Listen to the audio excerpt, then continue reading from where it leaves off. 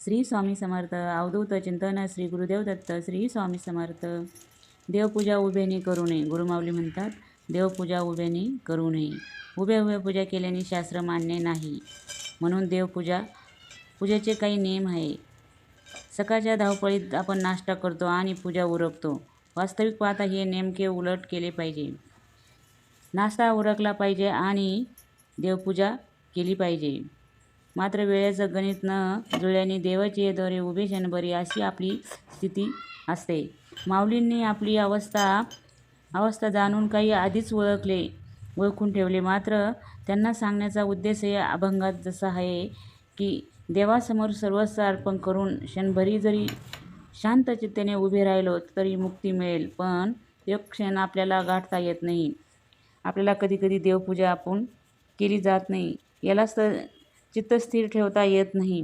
अशाच उभ्याने केलेली पूजा देवापर्यंत पोहोचतच तरी असेल का, असं शास्त्र सांगतं. शास्त्र असं सांगतं. उपासनेचे अनेक नियम सांगण्यात आलेले आहे. प्रत्येक नियमाला विशेष महत्त्व आहे.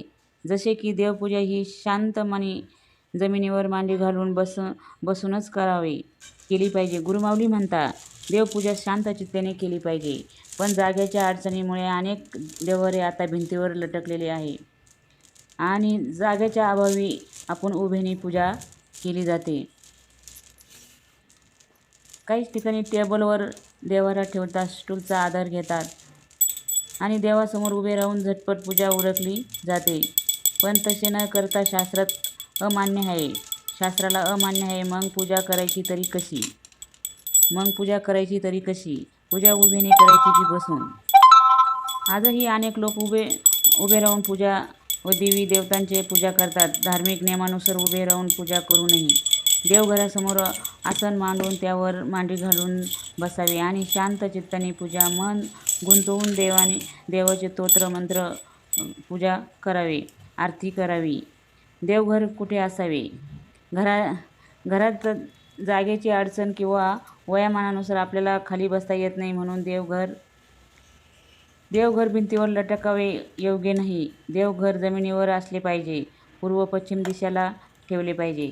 देवघराचे पवित्र राखले जाईल अशी बेताने देवघराचा कोपरा निवडला पाहिजे आणि देवासमोर आसन मांडून देवपूजा केली पाहिजे असं शास्त्र सांगते. जागेअभावी भिंतीवर देवघर लटकले असेल तर ते तसे न ठेवता भिंतीला जोडून ठेवले पाहिजे. त्याला नीट जागा केली पाहिजे. देवघर ठेवावे तरी कसं? लटकून ठेवू नये. उपासनेत मात्र उपासना करताना जमिनीवरच बसून पूजा करावी. उभ्याने पूजा केल्याने काय होते? उभे राहून पूजा करणे अयोग्य मानले जाते. त्यामागे मुख्य शास्त्र सांगते की देवघरातील मूर्ती, निरंजनी, दिवा याचा वापर करताना जर आपल्याला काही धक्का लागला की हातातील दिवा पडू शकतो. पडल्याने भंग पावल्याने जर आपल्याला श्रद्धाही धक्का बसतो. मनात कोणती न शंका ठेवता आपण देवाची आरती करताना हातात ताहण्यात असेल किंवा दिवा असेल तर अचानक तोल गेला तर जमिनीवर पडू शकतो. एखादा जरी अपघात झाला तर आपण एवढा विचार न करावे. म्हणून तर देवपूजा आपण मांडी घालून बसून करावी. देवपूजा ही मुळातच देवासाठी नसून ते आपले मन स्थिर व्हावे, शांत व्हावे, प्रसन्न राहावे यासाठी असते. त्या क्षणी देवाशी संवाद घडावे हा आपला विचार असतो. त्यामागचा उद्देश असतो. आपल्याला मनात शेकडो विचार सुरू होतात आणि त्यावर बंद म्हणून स्तोत्र मंत्र आपण काही पूजा केल्याने आपलं मन शांत होते. देवपूजेचे उपचार विधी देखील चित्त एकाग्रस्त मनाने करावे.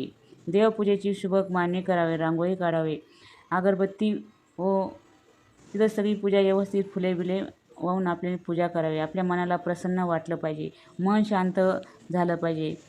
आपण देवाजवळ बसून काहीतरी मागावे असं नाही, पण आपल्याला देवपूजा ही आपल्या मनाला शांत व्हावं म्हणून आपण देवपूजा केली पाहिजे. देवाच्या चरणी लीन होऊन आपण देवपूजा शांतपणे करावी आणि एका जागी बसून करावी. हेच तर पद्धत आपण गुरुमाऊली म्हणता. म्हणून तर देवपूजा बसून करावी. स्वामींचं जप करावे, स्वामींची 3 अध्याय वाचावे. गुरुचरित्र स्वामी गुरुचरित्रामध्ये हे सांगितलेलं आहे की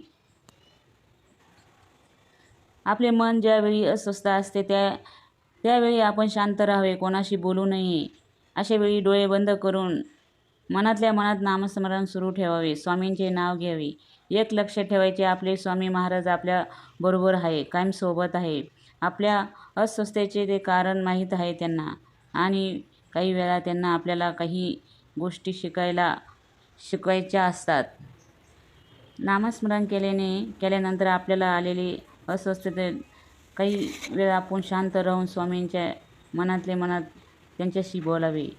मन प्रसन्न होते आणि अनेक प्रश्नांचे उत्तर आपल्याला आपोआप मिळतात, सहज मिळून जातात व ते खूप काही शिकायला मिळतं. म्हणून अशा वेळी आपण कोणावरही राग न करता आपले स्वामींचे नामस्मरण केले तर त्यातून उत्तम मार्ग आपल्याला मिळू शकतो.